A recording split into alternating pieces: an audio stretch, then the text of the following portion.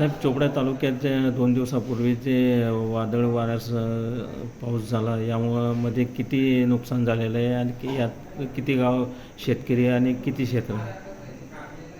परवा 6 मे 2025 रोजी जे अवकाळी पाऊस आणि वादळी वारा चोपडा तालुक्यात झाला, त्याच्यामध्ये शेती पिकाचे फार मोठ्या प्रमाणात नुकसान झाले.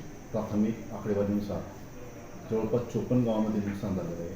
शेतकरी संख्या 1536 असून 917.85 हेक्टर हे बाधित क्षेत्र आहे. त्याच्यामध्ये मुख्य पीक केळी आणि मका या पिकांचं नुकसान झालेलं आहे. संबंधित बाधित क्षेत्राला माननीय पालकमंत्री साहेब,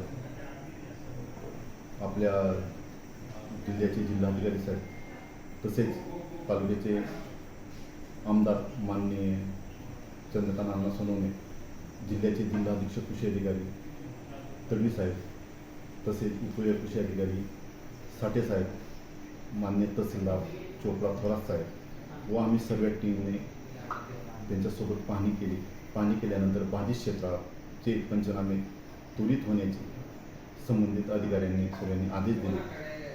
तसेच पालकमंत्र्यांच्या व आमदार साहेबांच्या आदेशानुसार ज्या ठिकाणी जास्त बाधित क्षेत्र आहे त्या ठिकाणी इतर कार्यक्षेत्रातील अतिरिक्त कर्मचारी होऊन जे लवकरात लवकर पंचनामे होतील यासाठी आम्ही प्रयत्न करतोय आणि 2 दिवसात पंचनाम्यांची खरी आकडेवारी समोर येईल.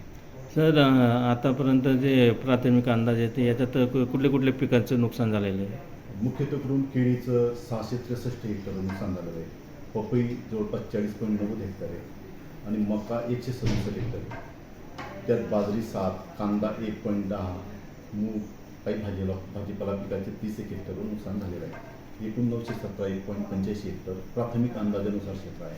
अंतिम आकडेवारी 1-2 दिवसात पंचनामे पूर्ण झाल्यानंतर येईल. ओके.